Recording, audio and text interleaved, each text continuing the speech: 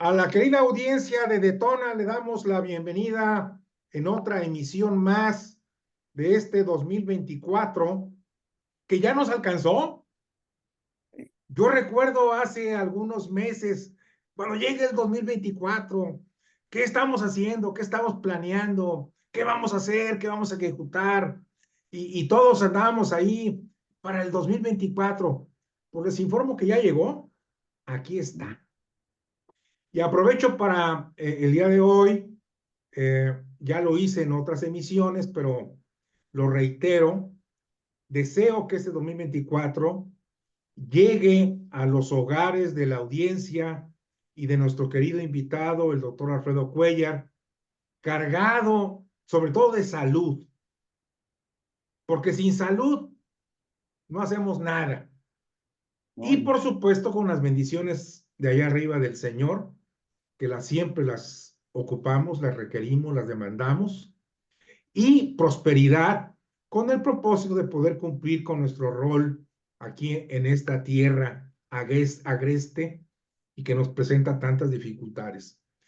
A todos un fuerte abrazo, a ti también, mi querido Alfredo, y te doy la bienvenida. Es un gusto tenerte como siempre aquí.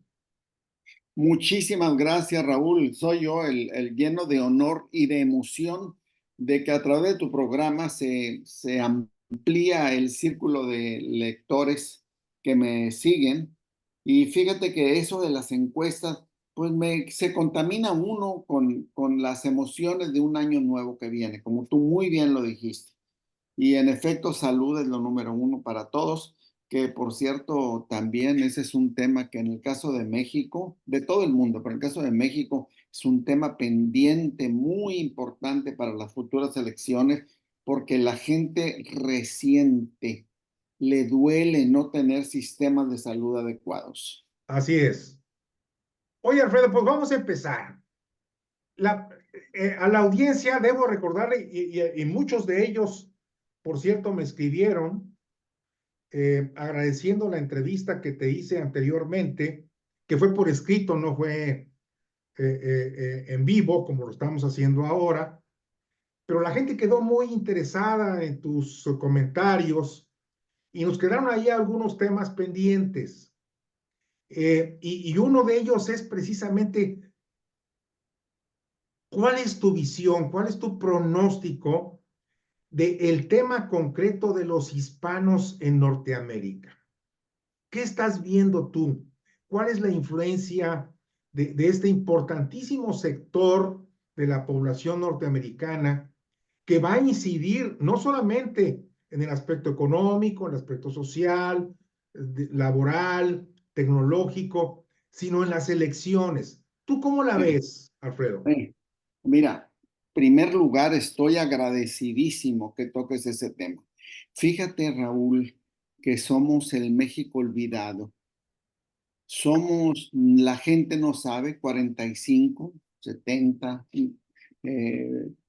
30 millones de gente de origen mexicano, latino, se van confundiendo, que por diferentes razones, la mayor parte de las razones han sido urgentes de salir por razones económicas, de seguridad, del incremento de actividades delictivas del crimen organizado, de persecuciones, lo que sea, es que hay otro México al norte del río Bravo y somos constantemente olvidados, me da pena decirlo, manipulados terriblemente. Tengo que decir que pocas decepciones han dolido tanto como la de la actual administración. Antes de que siga, no me culpen de estar en contra de nadie. Hablo de razones concretas. Ni una sola vez como presidente se reunió Andrés Manuel López Obrador con nuestros grupos de hispanos en esta nación. Eh, eh, este, el canciller, eh, recuérdame su nombre, Raúl, Marcelo Ebrard. Marcelo Ebrard, nos dio a tole con el dedo, tuvo algunas reuniones. Ya hay un grupo de Morena que se encarga también de habilitar a aspirantes a ser a tener un puesto público, que hace reuniones relativamente periódicas con nosotros, pero de las agendas que buscábamos, reforma de los consulados, hubo cero. Ahora, a contestar a tu pregunta. Hay dos visiones principalmente en mis pronósticos respecto a los hispanoamericanos. Una es muy buena, muy próspera. Aquí en los Estados Unidos crecemos, nos reproducimos en buen nivel, porque acuérdate que los índices de natalidad de los anglos son muy bajas.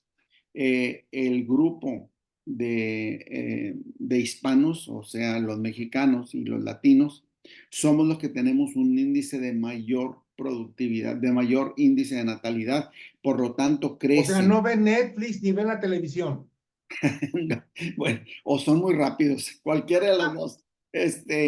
Y eso es bueno. Cada vez aumenta más la gente educada, cada vez más aumenta el número de gente de origen latino en puestos de importancia como congresistas, los diputados así les llamamos, o hasta senadores ya hay, de funcionarios públicos y de impuestos en diferentes corporaciones y fundaciones que son muy importantes. Ese es el lado bueno. Cada vez más hay gente que habla un perfecto inglés, que no, que tiene éxito en lo general. Sobre todo hay muchos con negocios pequeños que son como unas hormiguitas trabajando a diario y que mantienen la economía de esta nación. Ese es el lado bueno. Aquí viene un lado malo, casi rayando en lo patético. Cada vez más hay hispanos que se les olvida el español, que se olvidan de su cultura y que se sienten abandonados de los mexicanos del sur del Río Bravo y del gobierno mexicano. Han sido cerca de lo patético, el usar nuestras remesas, darnos así un reconocimiento rapidito, decir que somos héroes y no atendernos para nada. Realmente los consulados deberían de ser no un trámite donde uno arregla papeles, sino debería de ser un, las casas de México en el extranjero, donde haya cursos, donde haya español, donde haya cultura, arte, donde se sienta uno bienvenido, te reciban con los brazos abiertos. Los paisanos de este lado sufrimos mucho de los diferentes acosos de discriminación que hay de otro tipo. Bueno, esa es la parte mala. También los índices de educación, aunque hace un momento los precié, no son suficientemente rápidos. Es decir, la mayoría de las personas de origen hispano no tiene un grado a nivel universitario, mucho menos de maestría y mucho menos de doctorado. Lo dejamos ahí porque hay mucho que hablar. O sea, tú ves que este año va a seguir prácticamente igual. O sea, no va a haber ningún cambio. Lo veo peor desde el punto de vista de que es geométrico el crecimiento de desmexicanización.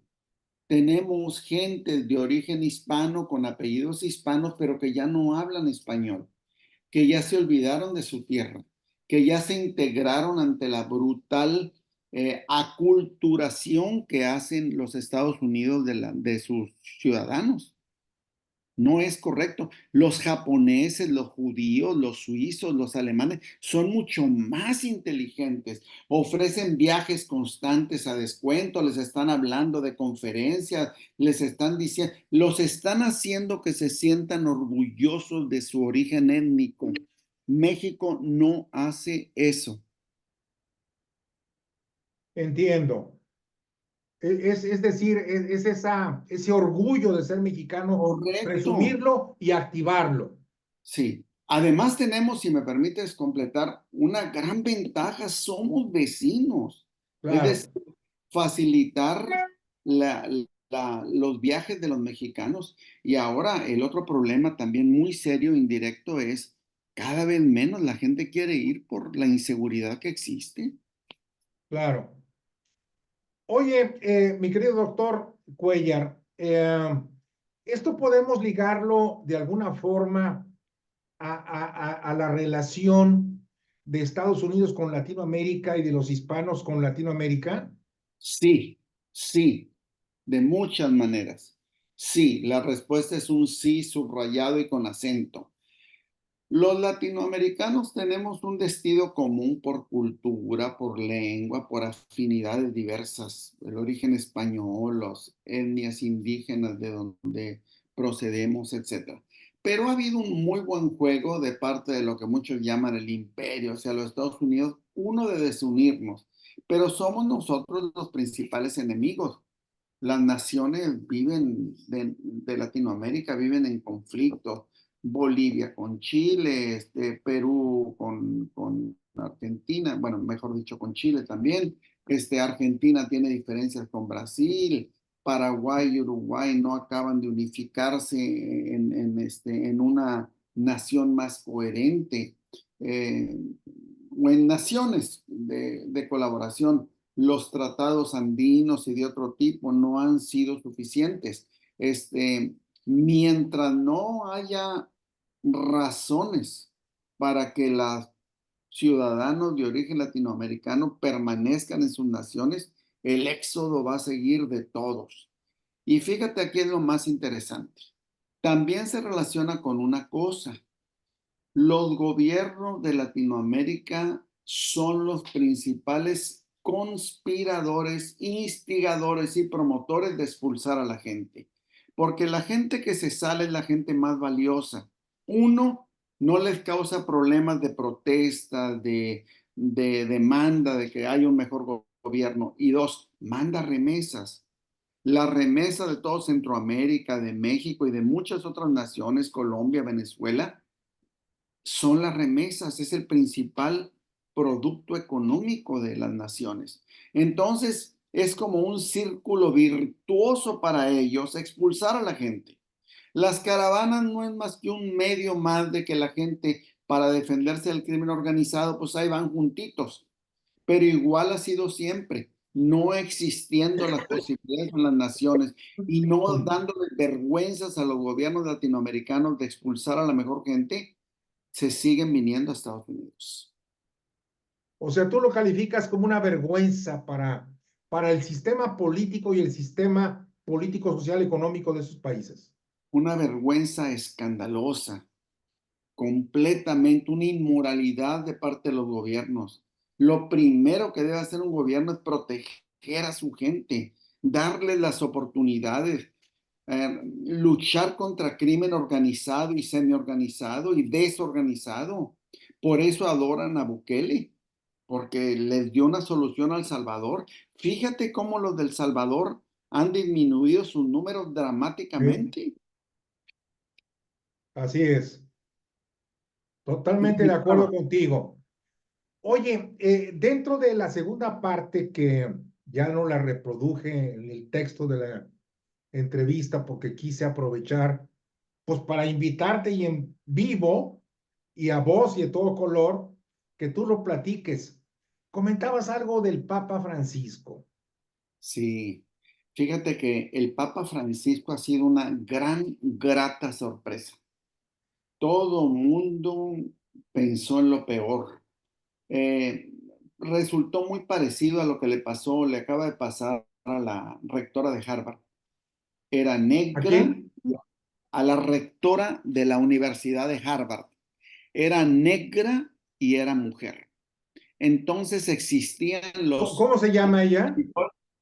perdón, ¿Cuál es su nombre? se llama Claudine Gay. Este, Claudine Gay. sí, no me acuerdo si es Claudine, se apellida Gay. Muy, muy virtuosa como académica. Tenía una carrera muy exitosa estudiando los efectos de la discriminación y cómo habían avanzado a pesar de las discriminaciones a puestos de importancia. El tema de ella era probar cómo avanzar a puestos de importancia representaba un progreso social para todos los Estados Unidos y para esa corriente racista que existe. Bueno, pues a esta mujer se le sumaron dos razones para que se opusieran a ella. Una ser negra y la otra ser mujer. Se juntó con el asunto de los Israel y Hamas y Palestina. No les gustó a los judíos congresistas, diputados, las respuestas que dio de que debía condenar rápidamente. Contestó legalmente correcto, que depende de la situación, que Harvard, como todas las universidades de educación superior, es un lugar, un santuario de libertad de expresión que no debía de oponerse a las manifestaciones, pero eso les pareció muy mal. Y luego empezaron a escudriñar y encontraron ejemplos de plagio, principalmente de dedicatoria. Imagínate que se parecía mucho. El resultado es que salió, pero no nos vayamos por la tangente. ¿Cómo se relaciona eso con Francisco, el Papa Francisco?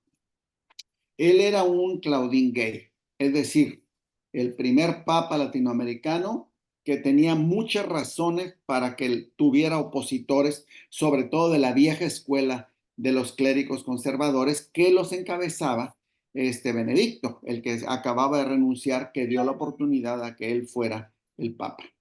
Y que de alguna forma él lo apoyó, ¿eh? Sí, claro. La teoría del péndulo se movía hacia acá. Así es. Y que pensó, bueno, ya es momento de callarlos un poquito a esa gente. Conclusión, nos sorprendió a todos con reformas extraordinarias. La más grande de todas del Papa fue enfrentarse a la pedofilia y a los sacerdotes que habían abusado a niños, reconocerlos, pedir disculpas, pero en los juicios, en los juzgados, en los casos, uno por uno, buscar poner un fin a este asunto. Bueno, aquí va lo más importante. Inmediatamente eso le causó muchísimos problemas. Tenían pendiente las reformas más importantes, que siguen siendo muy difíciles, las del aborto, las de las mujeres sacerdotisas o sacerdotes y la de los gays, o sea que los homosexuales. Eso no los tocó inteligentemente. Cuando ya parecía que había creado, porque se enfrentó fuerte a la oposición, cuando ya parecía que había tocado fondo, el Papa Francisco nos sorprende a todos, expulsa a su principal enemigo, el representante del clero más, entre comillas, progresista, pero al mismo tiempo opositor, porque tenía opositores de los dos lados, Raúl, de los más conservadores y de los más progresistas. Él estaba en medio. Se movió inteligente y sagazmente por el lado de los progresistas, pero al ver que había muerto el Papa Benedicto, invernó la oposición y dijo, ahí me planto. Sin embargo, tuvo dos acciones interesantes que me sorprenden a mí, dado que su salud se encuentra muy deteriorada.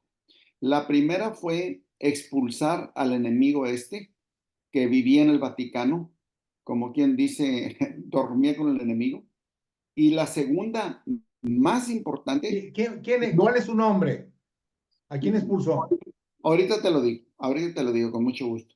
Y la otra que me llamó mucho la atención es que dijo, damos la bendición a las uniones de gays, pero nunca decir aceptamos el matrimonio. Entonces, desde ese punto de vista, me asombró. Se llamaba el cardenal Raymond Burke, su mayor crítico y la figura más prominente del clero de Estados Unidos. Las reformas más fuertes, Raúl, vienen del clérigo americano. El clérigo americano ya tuviera sacerdotes mujeres, ya hubiera aceptado el matrimonio de los curas y ya hubiera aceptado también legalizar los matrimonios, es decir, ante la iglesia, legalizar los matrimonios de los homosexuales. Entonces, son las tres cosas que, que clama el clero americano y no lo logró. Bueno, habiendo dicho eso, creo que el Papa, mi pronóstico es que el Papa ya tiene un legado ante la historia muy importante y ahorita la grilla de la iglesia es quién lo va a sustituir, porque su salud es muy deteriorada, está muy deteriorada. Pues sí, lamentablemente la edad y la vida cobra facturas. Sí, señor. Oye, mi querido Rafa, la audiencia, y creo que a ti también te lo dijeron, queremos escuchar de ti, de propia voz, con tu experiencia, tus análisis, tus conocimientos, tus investigaciones. ¿Qué pronosticas de lo que puede pasar en la política mexicana para la elección del 2 de junio? Con mucho gusto. Fíjate que a mí también me han pedido mucho que amplíe mis análisis o mis anticipados juicios de qué es lo que va a pasar en México. Déjame empezar por decirte, yo no, yo no, yo no dejo de reconocer que Andrés Manuel López Obrador trajo una esperanza a México que no se había visto en muchos años. Nos hizo sentir que iba a acabar con la corrupción, con el crimen organizado, que me canso ganso de que voy a meter a todos en la cárcel que merezcan ser metidos. Y desgraciadamente, como sucede, las altas expectativas duelen más porque se tornaron en amplias también decepciones. Se la pasa dividiendo al país, desgraciadamente, se la Contradicciones. culpando a la, sí, todos están contra ¿Te él. puedo hacer un paréntesis, Rafael? Sí, claro, Alfredo. Digo, perdón, Alfredo. No, no te preocupes. Perdón, perdón, Es perdón, bonito perdón. nombre, Rafael, ¿eh? ¿Eh? Es bonito nombre, Rafael. Perdóname, Alfredo, pero bueno, Pues, es que ahorita tú me hiciste recordar un libro del aquel entonces obispo Carol Botila, mm. que después fue Sí, fue el Paz, Juan 23. Juan 23, escribió un libro antes de ser papa que se llamó Contradicciones. Mm. No sé si tú lo has leído. No, Vale la pena leerlo, lo conozco, pero porque no es lo... precisamente lo que tú estás señalando. Sí, La vida humana está entornada o está circunscrita a una serie de contradicciones de ideales con la realidad. Y el sí, Papa Francisco empieza este texto, este libro, platicando de cuando él eh, eh, eh, nace. Él nace en medio de la invasión nazi en Polonia. correcto. Y su madre estaba preocupadísima porque iba a tener un bebé Sí, claro, en Juan medio de Pablo. ese entorno. Y su mamá quería abortar. Sí, Y a final de cuentas, él dice, mi mamá tuvo el valor de traerme a la tierra con vida y el Señor la guió y me guió para que yo fuera un hombre de bien. Y qué dice, bien. esas son las contradicciones del ser humano. Muy grandes, muy Y, grandes. caray, para mí ese concepto siempre me ha guiado en muchas decisiones que he tomado, porque no necesariamente las mejores decisiones son las que son simples, sencillas, ya, no, son las que cuestan más trabajo. Sí, sí. Perdón por la interrupción, pero No, me parece muy apropiado. Yo te dije originalmente Juan 23, pero era Juan Pablo II, sí, correcto, el polaco. Mira, mis predicciones desgraciadamente no son buenas para México y cómo quisiera darle a mis audiencia esperanza e ilusión.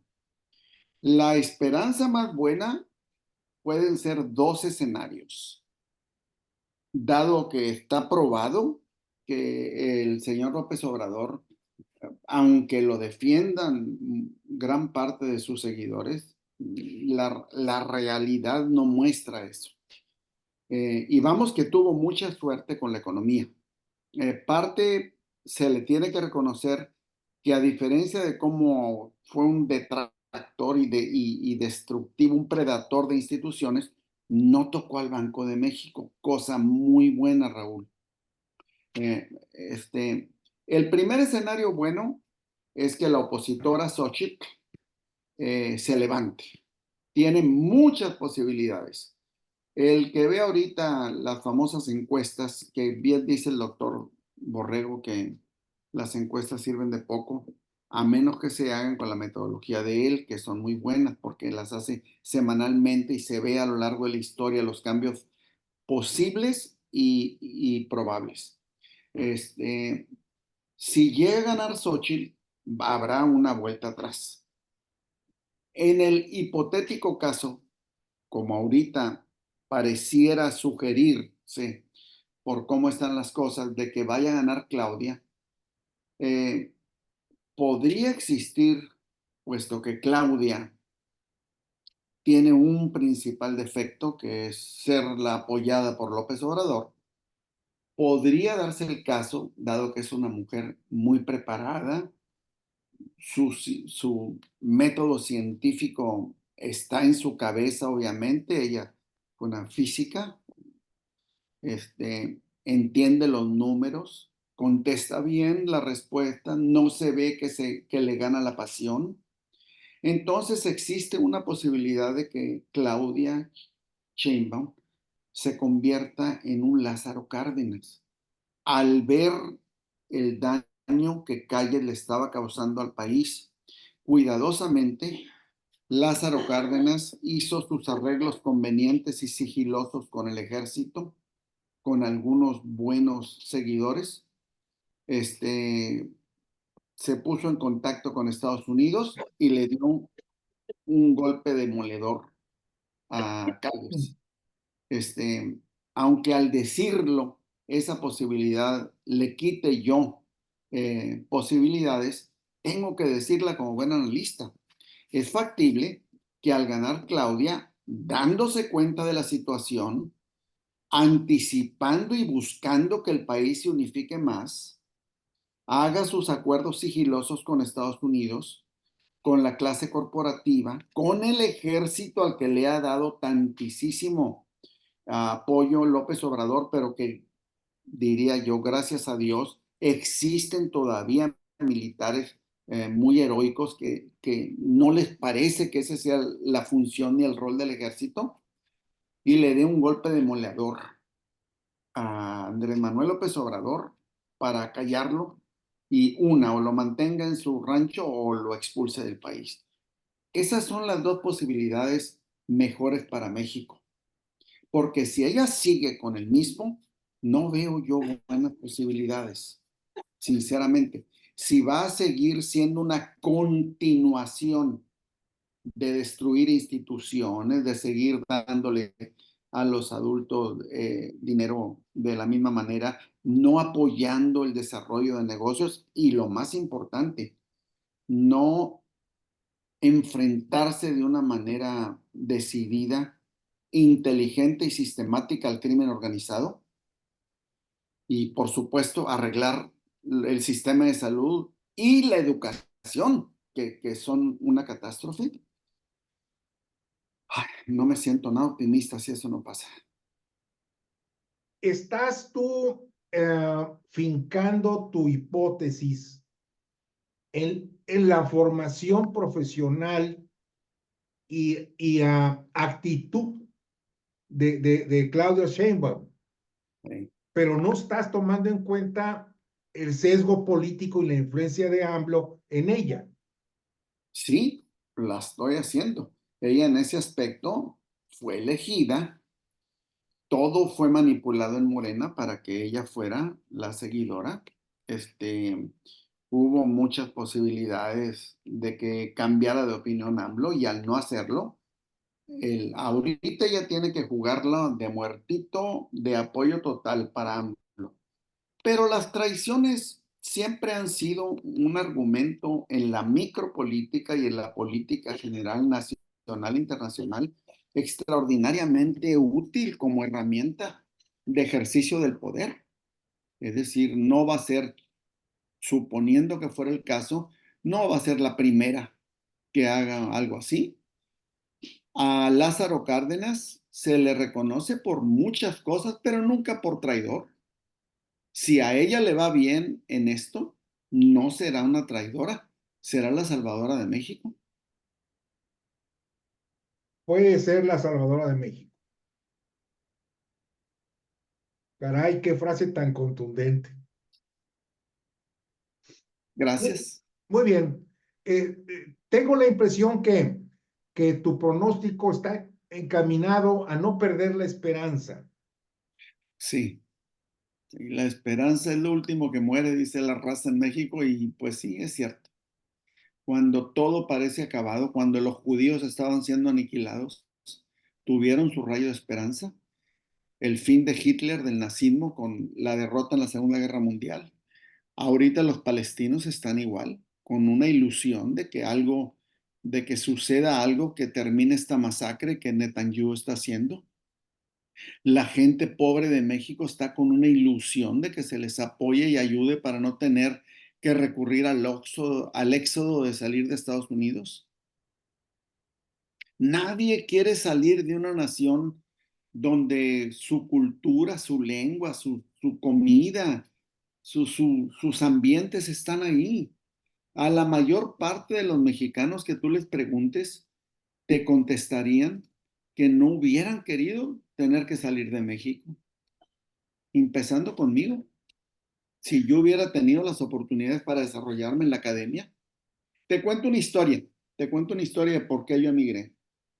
Yo ya había sido profesor de Harvard y regresé a México con la plaza del Instituto Tecnológico que tenía. Cuando regresé, me dijeron, pues vengo ya a reincorporarme al Instituto Tecnológico de Matamoros. Me dijo el director, tu plaza ya no existe. La utilizó el director general y yo también. Y ya, ¿sabes qué? Vete a México a arreglarlo. Me fui a México y esperé una hora, perdón, una semana haciendo antesala para ver al director general de los tecnológicos, que para que no le dé vergüenza no lo voy a mencionar, pero con mucho gusto lo haría si soy presionado. A la semana que me recibió con los pies arriba del escritorio leyendo el periódico y le dije, entiendo que no te caiga yo bien, que me hayas hecho sufrir, que mi familia esté sin dinero porque yo vivo de dar mis clases y tú me las quitaste. Pero afuera hay gente que viene de muy lejos y tiene 3 semanas y hasta un mes esperando a que tú lo recibas. Y él me contesta, casi sin mover la cara, ninguno de esos imbéciles tiene que ver para que yo esté aquí. Ve a ver tu asunto allá con el director administrativo. De ahí salí, me fui a la embajada americana, hice una solicitud de emigrar. A los 6 meses, dado la preparación y la experiencia que tenía, eran otros tiempos, tuve esa oportunidad. Pero fíjate, si eso hacían con el primer mexicano que había enseñado en Harvard, ¿qué podía yo esperar del Claro, futuro? claro. Totalmente de acuerdo. Lo que pasa es que no, volvemos a lo mismo, no tenemos el entorno de esa visión de Estado, de esa visión de país. Ese es el tema fundamental. Caray, mi querido Alfredo, no sabes cuánta pena me da cortar el programa por la falta de tiempo, pero creo que lo que tú nos has dicho en estos minutos ha sido muy importantes y estoy seguro que pues la gente, la audiencia lo va a disfrutar, lo va a entender, lo va a analizar. Y, y pues debo de confesarte que me interesa mucho seguir abriendo las puertas de Detona para tu participación, que es muy útil, ¿no? Nos ilustra, nos guía y sobre todo poder intercambiar más ideas, ¿no? Tocamos aquí varios puntos que todavía quedaron en el aire y que tendremos que seguir analizando. Sí, En tanto, te mando un abrazo, mi agradecimiento y deseando que sigamos en contacto. José Raúl Montero Ortega, yo soy el agradecido y a tu audiencia que tienen más que yo, les pido, les doy mis gracias sinceras por escucharnos. Que no se olviden del otro México, que no se olviden de los mexicanos de aquí. Totalmente de acuerdo. Buenas Fuerte tardes. abrazo, Alfredo.